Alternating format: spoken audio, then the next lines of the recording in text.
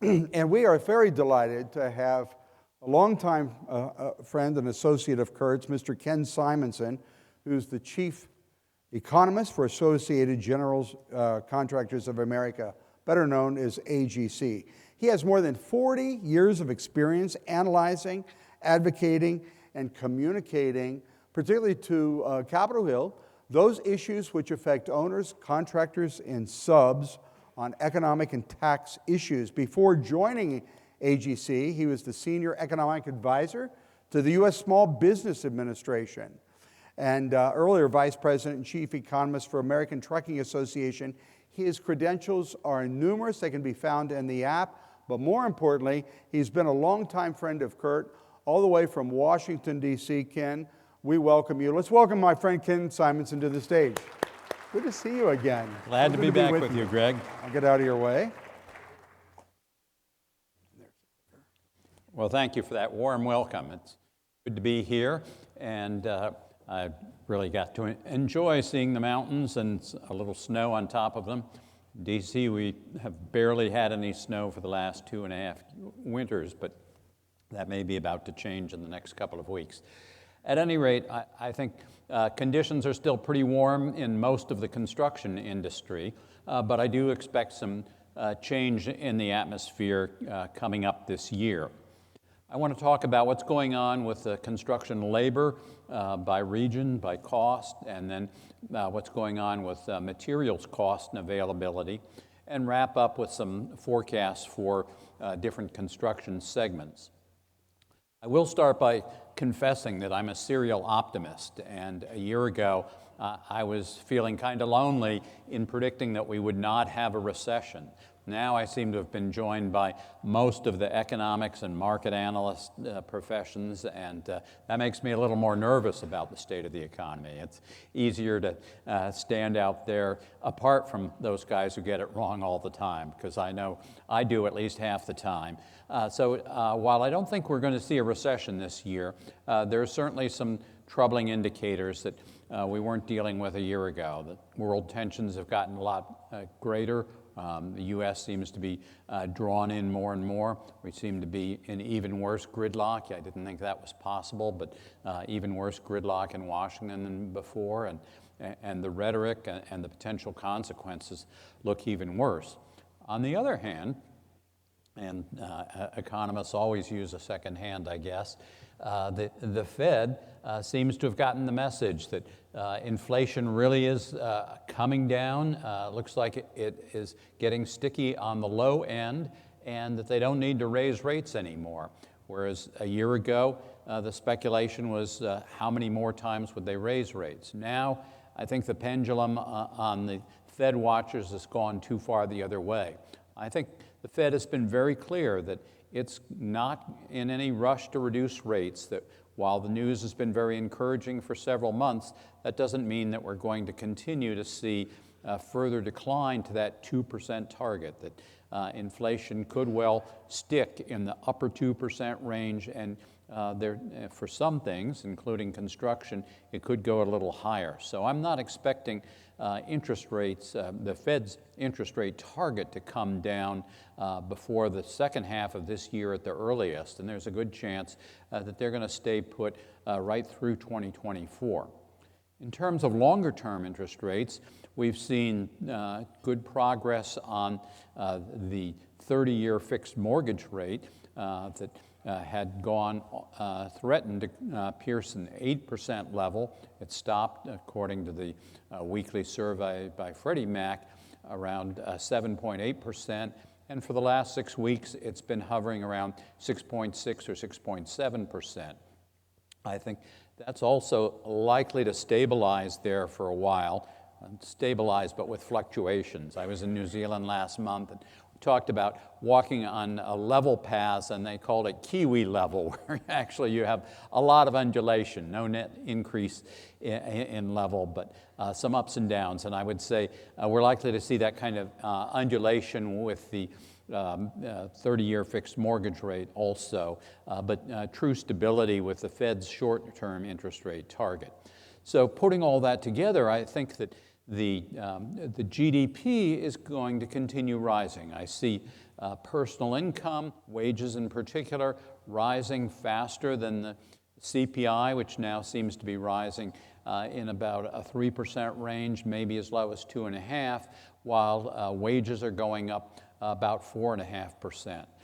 So for employers, that can be painful, but at least there isn't the risk that we're going to fall into a wage price spiral with ever-rising wages pushing up prices still more. But it also means that consumers truly have more buying power, and they're not going to have to spend it all on gasoline and milk and eggs. That those prices look like they have settled down. So I do think that that will help the economy. I think businesses, by and large, are certainly doing well, and that will translate into more business spending. And governments, for better or for worse, they're also spending at a very torrid pace. So I do think that all of those drivers are going to keep real GDP growing. What does that all mean for construction? Well, I'll get to that after reviewing what we're seeing with construction labor and materials.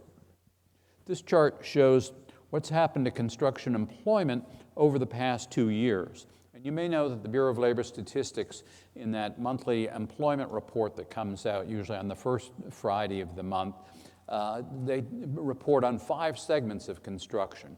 I've consolidated them here to 2. The residential construction means home builders and general contractors who are principally working on multifamily projects, and also specialty trade contractors, whether they're doing work on new homes or existing homes. The non-residential takes the non-residential building contractors, specialty trade contractors, and heavy and civil engineering firms. And you can see that for the past year, we've had quite steady and strong growth in non-residential construction employment. The latest figures covering January of 2023 to last month, up 3.3%.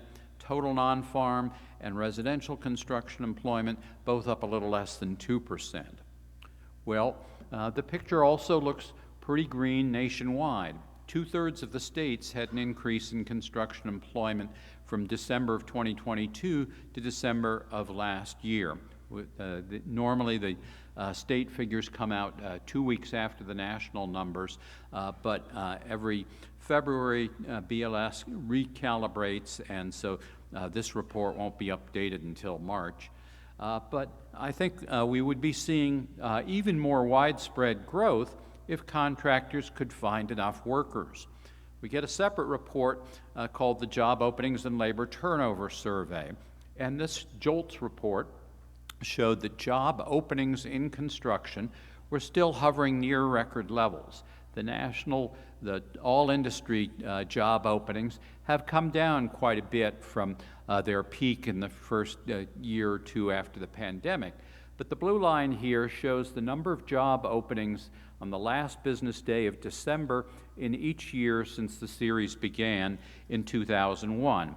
And you can see that the last 2 years have been record levels, and in fact have been far higher than the number of people hired during the entire month of December. That's what the red line shows.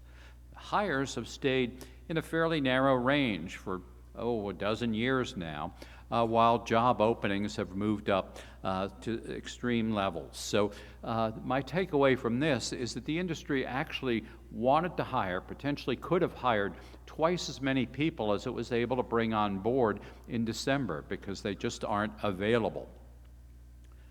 Well, the industry has always paid a premium to get people to work in the often difficult conditions, doing outdoor work in particular. That premium can be measured by a series that comes out with the employment report called Average Hourly Earnings for Production and Non-Supervisory Employees.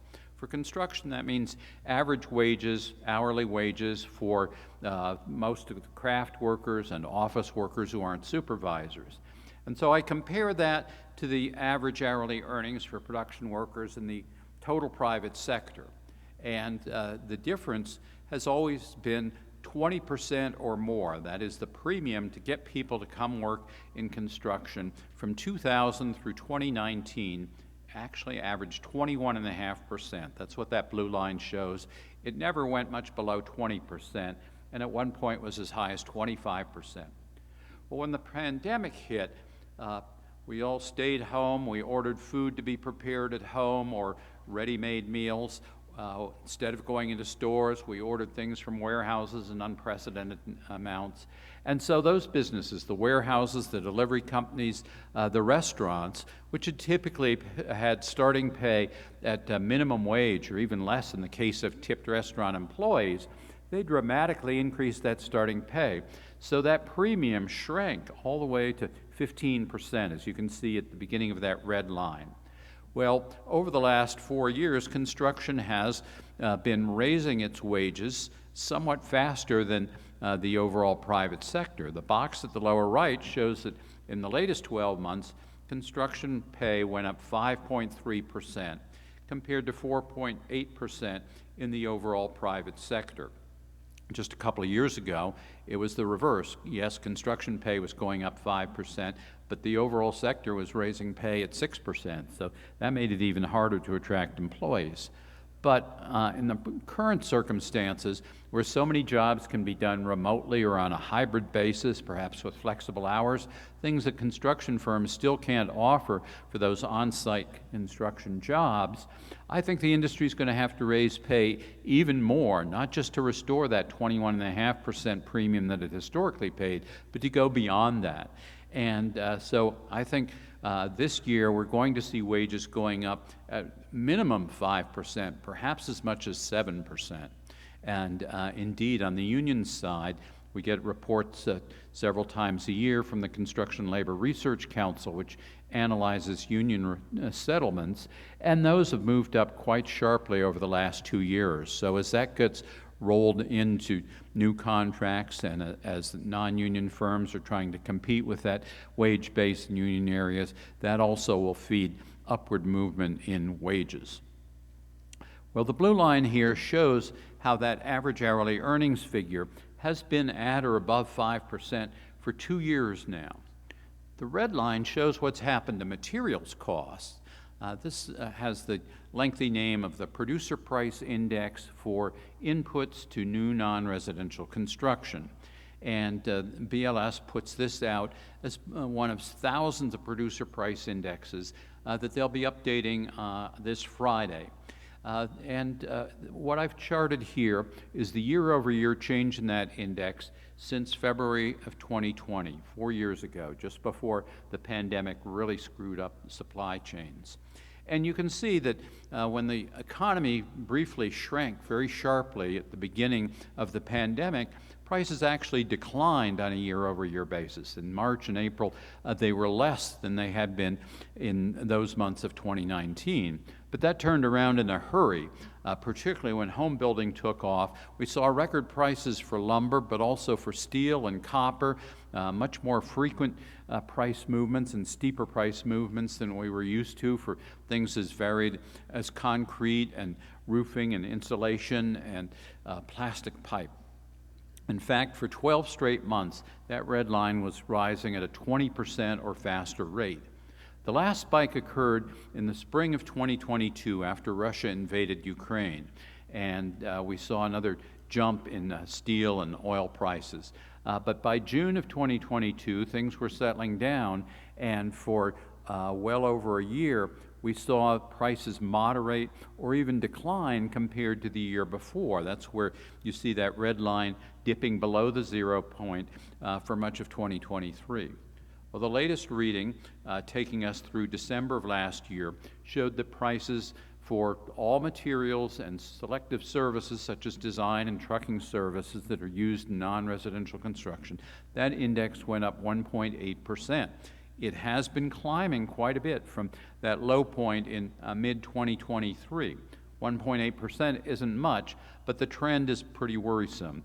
And I think this year we're likely to see price increases for materials of 4 to 6%. In fact, just last week, I got my first Dear Valued Customer letters forwarded to me in a long time. These used to come in daily when we were seeing that red mountain climb. But then last year, crickets.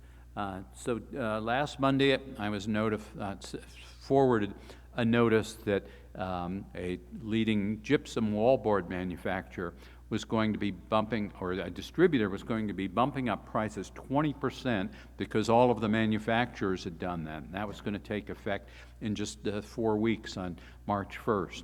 And within an hour of that, I got a notice of a cement price increase, a ready-mix price increase of $12.50 a cubic yard, more than a 10% increase.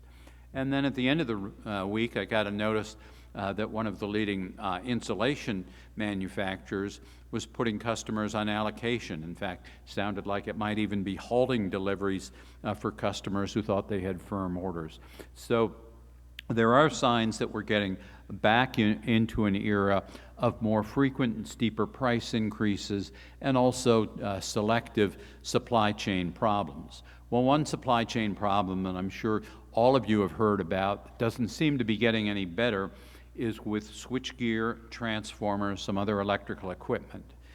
I was on a program in West Palm Beach last December followed by a panel of suppliers and somebody from one of the leading switchgear manufacturers, and you can count those on less than one hand. So they had spoken on the same program that I had been on exactly a year before, and I had told them in 2022 how I had run into I had gotten a tour switchgear plant and been told by the supply chain manager that since Russia's invasion in February of 2022 until my tour in May, their delivery time had doubled from 20 weeks to 40 weeks because of what they called a fourth-tier supplier of fireproofing equipment, a fireproofing chemical for the housing for the switchgear was in Ukraine, and that supply had been cut off. Well, in December of 2022, this representative said, oh, well, it's doubled again. It's now 80 weeks. This December, he delivered good news. He said that 80-week time has dropped to 70 weeks. I don't think you're going to see much relief. In fact, last week I was with the chief economist of that company, and he's quoted 80 weeks as still being the delivery time. Now, he did say that they and their competitors are building more capacity, but don't expect it to come on stream before the fourth quarter of this year at best. So I think that's going to be a major headache throughout this year, and we may see selected other problems relating, for instance, to the extra long transit times that ships delivering goods formerly through the Suez Canal are taking to go mostly to Europe. I'm not aware of much construction equipment or materials that come to us through the Suez Canal, but a lot comes from Europe, and to the extent that those companies can't get the supplies they need, or they can't get the ships on the timely basis that they expected in order to bring things across the Atlantic, there will be some knock-on effects here. And then the Panama Canal is also experiencing issues with unprecedented drought. The Canal Authority has reduced the number of ships that can transit on a daily basis and the number of containers that they carry of their container ships. So this may also affect some supply chains, in this case going from Asia to the East Coast. Here are some examples of materials that have not been well behaved, shall we say. Cement and concrete products have continued to have much more frequent price increases than I used to see. I've been with AGC for 22 years now and been through quite a few rounds of price increases for different products, but cement generally was going up once a year in January or April, depending where you were, with maybe 3 months lead time. Now, concrete products, and it's largely because of the cement price increases, have been going up, or the produced price index has been going up for every month for 3 years, unprecedented. And while we had a break last year from supply chain problems that I was hearing about a lot in 2022, I think they could be coming back. We're not getting much addition to cement capacity. Oddly, nobody wants a cement plant added to or built near them, and yet demand for cement for many products, whether it's ready mix or precast, pre-stressed pipe, is continuing to grow. So I think we're likely still to see high single-digit increases for cement and concrete products. As you can see, diesel fuel also was anything but calm. These latest figures show steep double-digit declines from a year before, but we're approaching the end of that good news, and we'll just have to see if we get further volatility there. And meanwhile, subcontractor prices also have varied a lot. Well, I'm careful working for the Construction Association not to ask companies what they are charging or would charge, but BLS does take care of that for us. They put out producer price indexes for new non-residential building construction based on asking a sample of contractors what they would charge to put up a particular building. Each contractor is asked about the same building that it was asked about a month or a year before. And so BLS makes, while it's a hypothetical index, I think it's as close as we can get to asking a manufacturer or distributor, what did you charge for a certain product, and compare that to the previous year. At any rate, I take that red line that I showed you before, the year-over-year change in materials costs, minus the year-over-year change in these bid prices, and come up with this mountain and valley graph. The mountains in red are periods when that year-over-year change in costs was running ahead of the year-over-year change in bid prices. And the last episode ran for 19 months. The peak was 3 times as great as ever before. In other words, materials costs were going up at roughly a 24-25% rate, as I showed you. Bid prices barely moved. Well, then the bid prices started catching up, and materials prices started calming down, so that from mid-2022 until late in 2023, the situation reversed. And you'd have to expect that, otherwise we wouldn't have any contractors left. If you're sitting up close enough, you can see just a little bit of red at the far end, meaning that the materials cost last month did go up more than the bid price. And we'll just have to see which way it goes from here. Again, I'm not going to predict what contractors will bid, but looking at this history, I can see why they would be hesitant to pass along any relief they get on materials costs, and that things can flip very suddenly. They can sometimes go back and forth, as you can see perhaps in the 2012-2013 area, where we had 3 little red bumps and periods in between and before and after that were the other way. But they can also last for more than 2 years, as you can see in 2009 to 12 and 2016 to 18.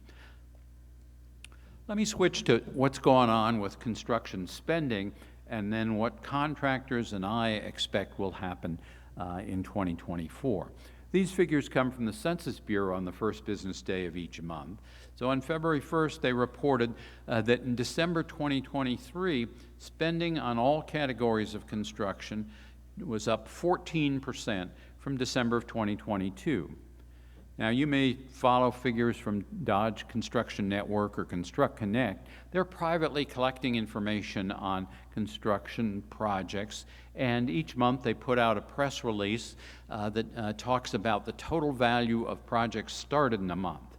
Total value means that they have taken that estimate of what the entire project will cost, no matter how long it takes.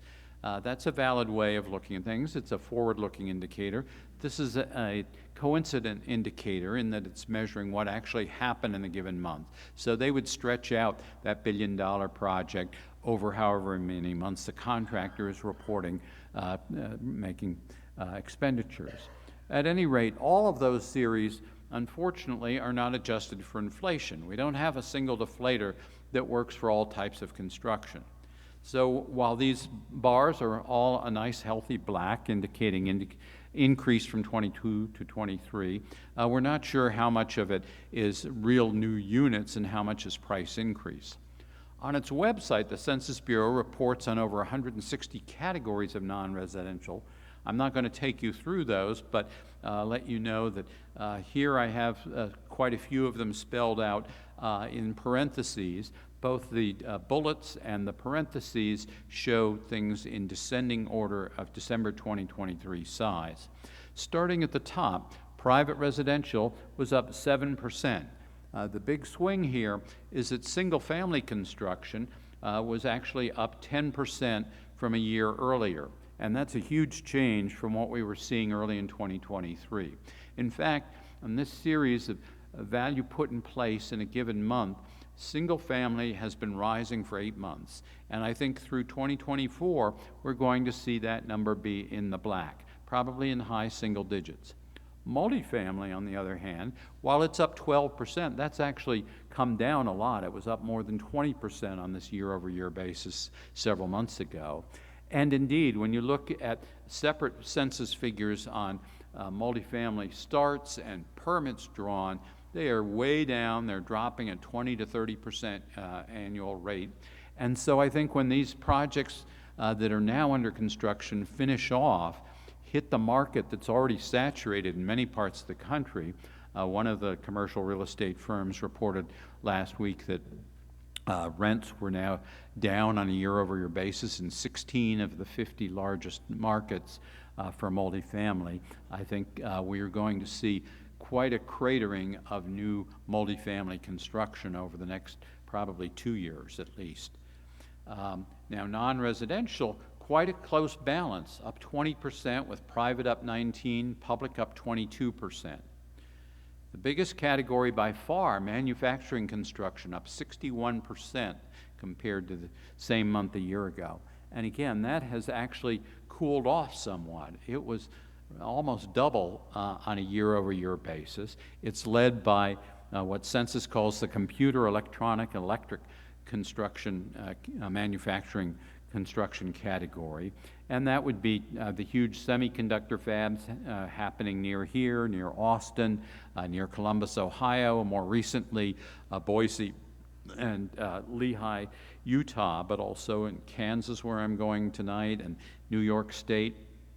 And of course, transportation equipment. We've seen huge announcements for electric vehicle, battery plants, component plants, but also some pullback there. And also some delay on the semiconductor fabs being completed or at least equipped. But nevertheless, I think we will still see strong growth in manufacturing construction, both because of the plants that have already been announced or started, but I think more manufacturers are going to want to locate capacity in this country as world tensions heat up and as the Build America Act provides a strong carrot and stick to make sure that anything that's federally funded is U.S. made. So I do think manufacturing is going to stay at the top of the league standings and probably have double-digit growth, though nowhere near 60%. Highway and street construction up a very hefty 26%. And you might think that's thanks to the Infrastructure Investment and Jobs Act that passed almost 2.5 years ago. But in fact, very few of our contractors tell us that they are working on IIJA-funded projects.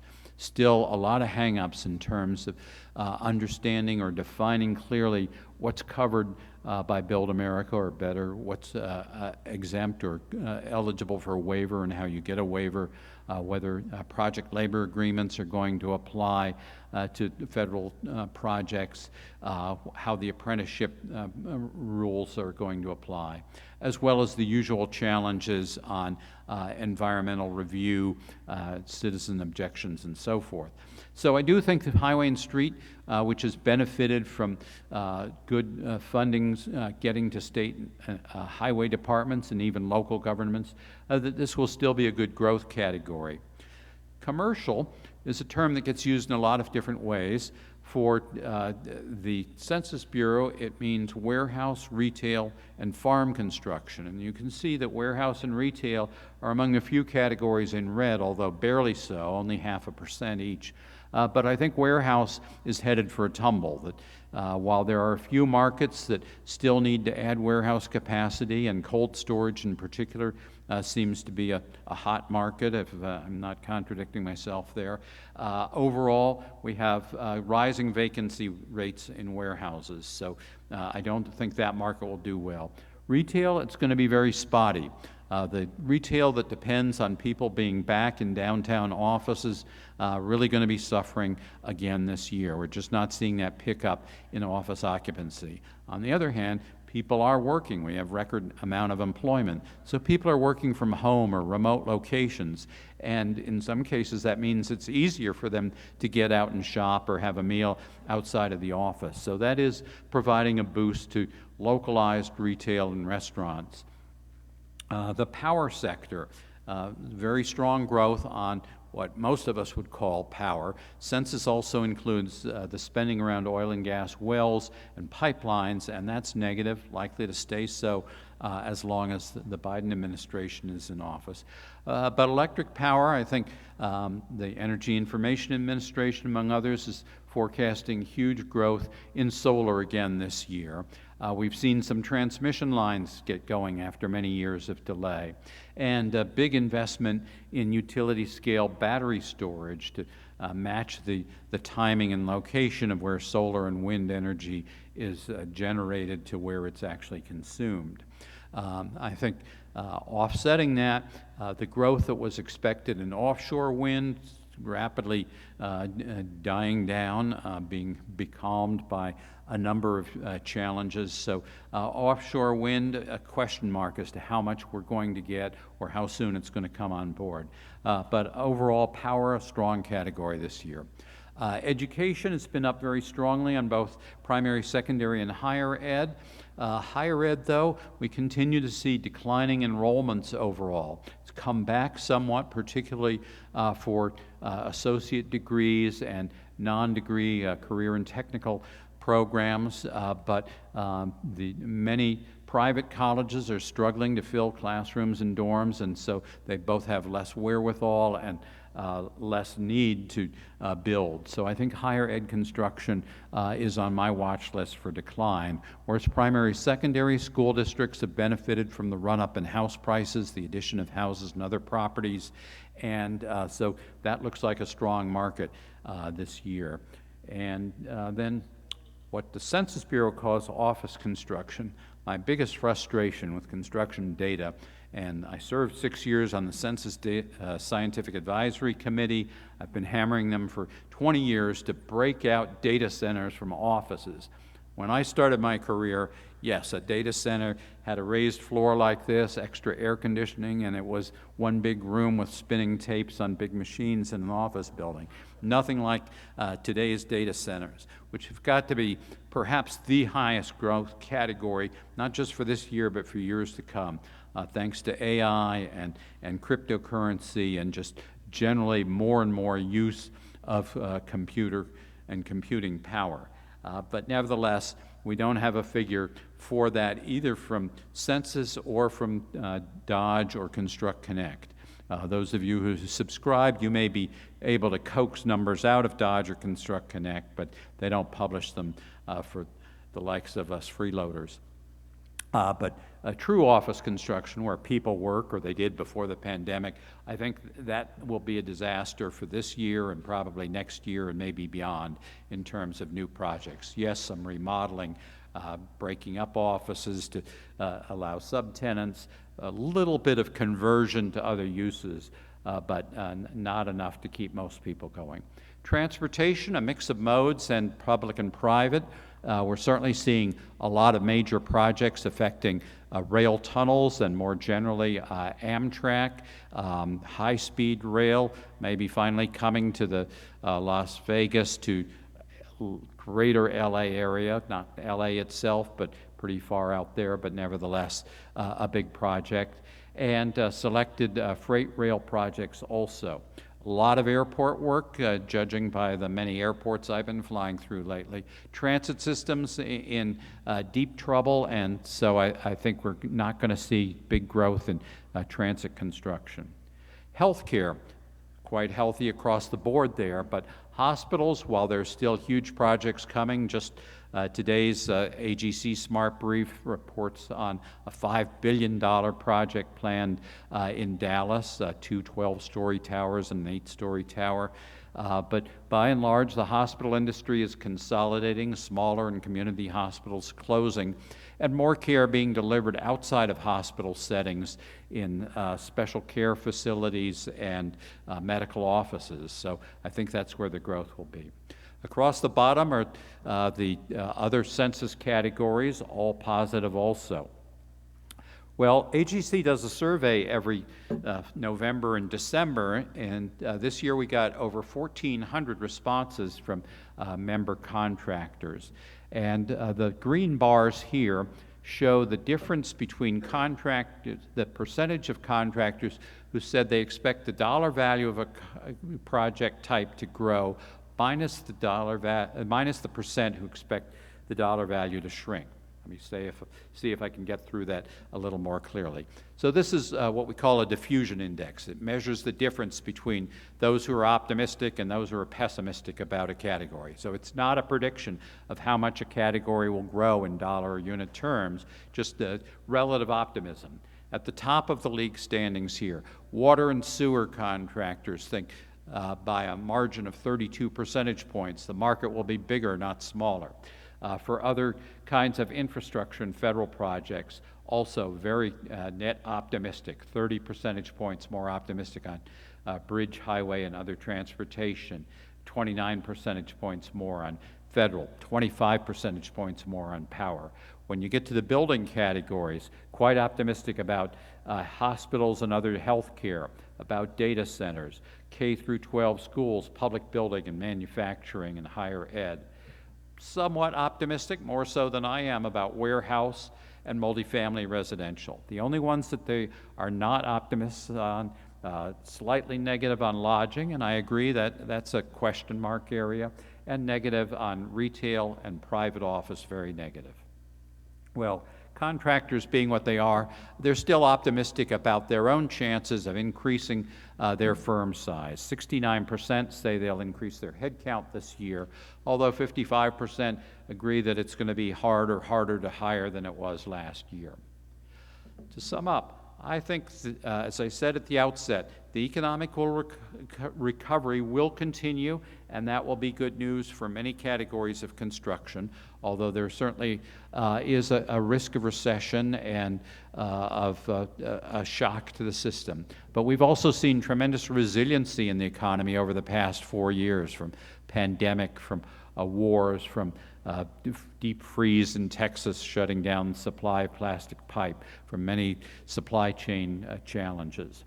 Single-family home building has started to recover. It will keep going with interest rates likely to stay in the 6 to 7% range. That does keep a lot of people priced out of the market. It causes rate lock among people who have those 2 and 3% mortgages and aren't willing to move even if they'd like to. So a modest recovery, but still positive. On the negative side, multifamily, warehouse, office for sure, retail and lodging possible, with the tightening credit standards, higher interest rates, challenging the lack of growth in rents. But that'll be outweighed by huge growth in data centers that constrained only by ability to get power connected to them, or neighbors willing to have those not very pleasant structures near them, but very strong growth popping up in new areas of the country that don't have those constraints. Manufacturing construction, while some projects are being scaled back or delayed, on net, a big growth again. Infrastructure, power projects, yes, they're coming, but the timing remains uncertain due to regulatory uncertainty, the long steps needed to get environmental and other approvals in place, and the ever possibility of challenges in court. Let me close by talking a little about where I think construction will go over the longer term. Labor availability will be the #1 challenge for the indefinite future. Population growth has continued to slow down. We are getting a surge of immigration right now, not necessarily the types of immigrants who provided construction with such a large addition to its workforce in past years.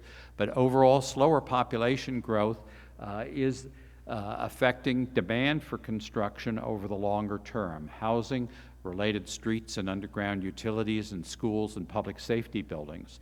We're also seeing a big shift in how goods are distributed, and the nature of the distribution structures is changing as we get more last mile distribution, more automation inside, and workers at distribution centers having different characteristics and different demands from what we used to see. Healthcare, energy also in for big changes, as I mentioned. So finally, here's where population changed last year. These figures the Census Bureau updates each December, and they show the growth from July 1st of 2022 to July 1st of 2023.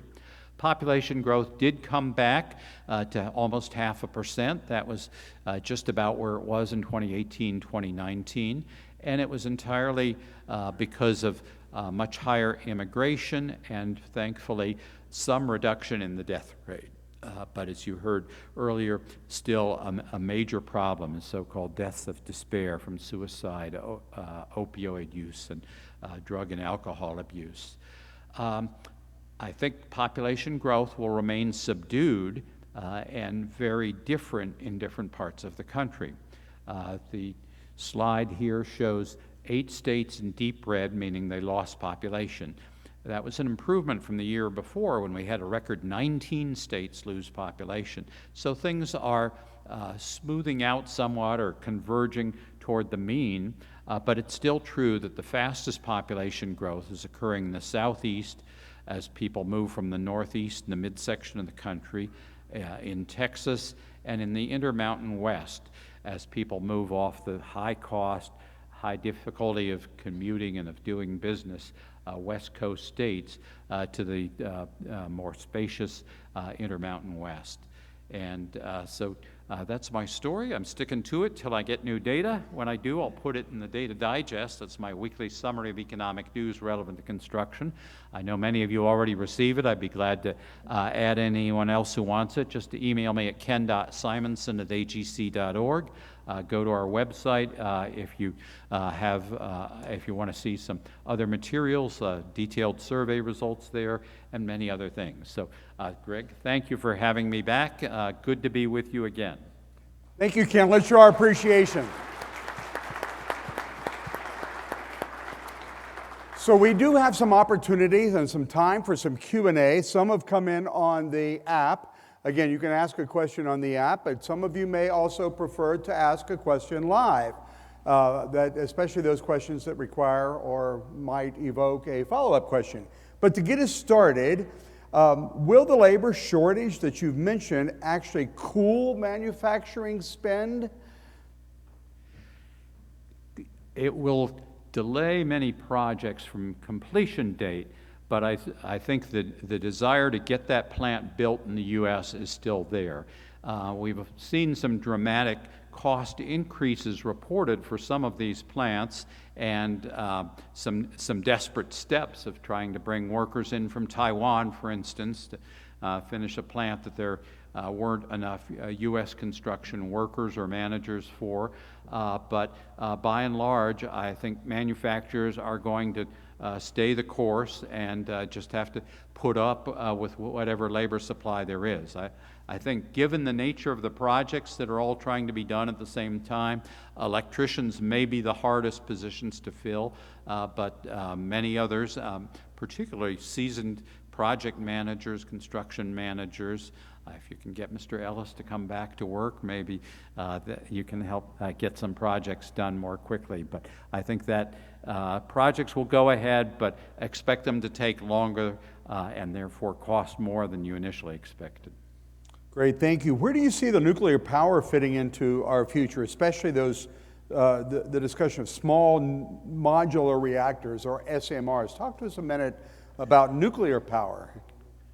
Well, while I said I'm a chronic optimist, that doesn't apply to nuclear. I've been hearing for pretty much my whole career how nuclear was the future, and the future keeps receding. I mean, many setbacks. I'm old enough to remember the setback from 3 Mile Island and Chernobyl and Fukushima.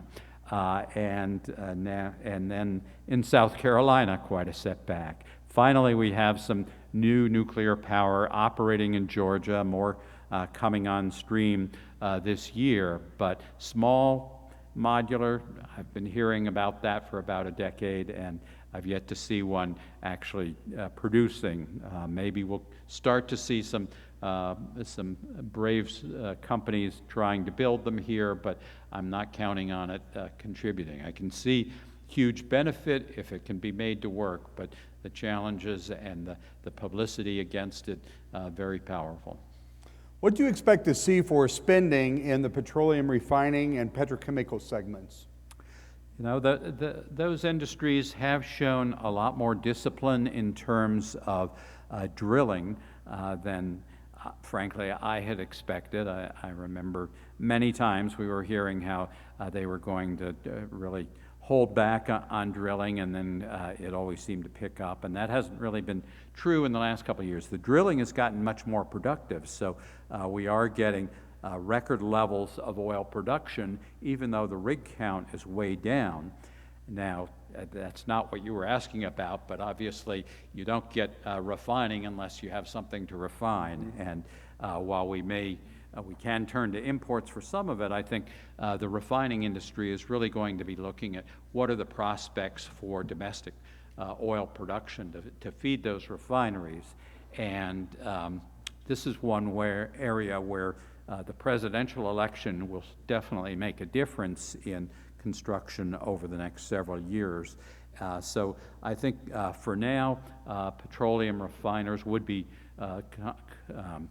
projects are going to take a wait-and-see view about the election. In general, I don't think elections make a lot of the anticipation of elections does not change how much construction happens, but this is an area where we may well see delay until people know what the political climate will be like.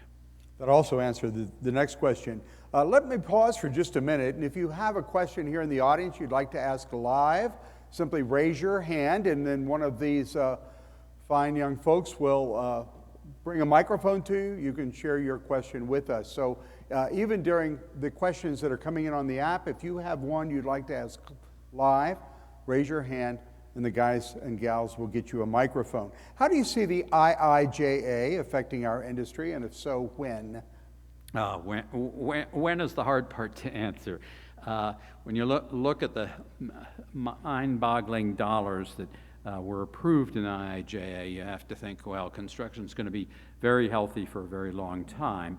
And I do think that we've already seen a significant increase in spending on water and wastewater projects, partly because IIJA immediately boosted the amount available through state revolving funds, which was a well-established, I was going to say well-oiled, but that's probably not the right term for water projects, mechanism for getting money out there. In addition, discretionary grants to deal with various water system problems in big cities. So there's an area that I think IIJA has already made a difference.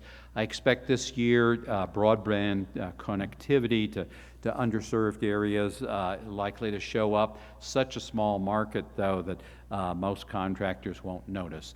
The biggest, of course, is highway and bridge construction, and there it is.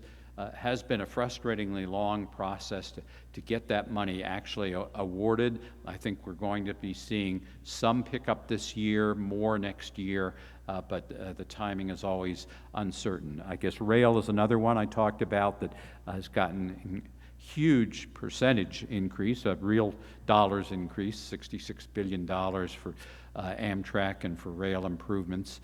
So that's already well on the way in terms of planning, land acquisition, other steps. So that will definitely be growing.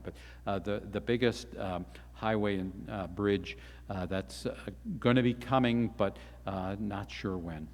Gotcha. Thank you. There are a plethora of questions we won't be able to get to, and you may be able to, I know he has to be in Kansas City later, but you may be able to buttonhole Ken on his way out. But the final question, any thoughts on the emerging 3D printing construction process giving any relief to the current labor shortage? How does 3D Sure. tethered to labor? Let me roll that in with other forms of technology. I've been hearing since before I joined AGC in 2001 about breakthroughs in off-site manufacturing and concrete that did all kinds of things better and more friendly to the environment, and to other kinds of technology. And to me, the things that have come along the most are probably BIM, GPS and laser-guided equipment, and very selectively things relating to robotics, to off-site production. But more and more, I think software, exchanging information at various stages of the production, financing, and operations of structures. That's where I'm seeing the greatest and most rapid progress now. 3D remains something for YouTube mostly, but I think there will be more opportunities for that as the cost of labor gets higher, the supply continues to be tight. So yes, I would still describe it as a niche, but probably one with growth potential. Once again, let's show our appreciation for Ken coming from DC to spend an hour with us. Thank you, Ken.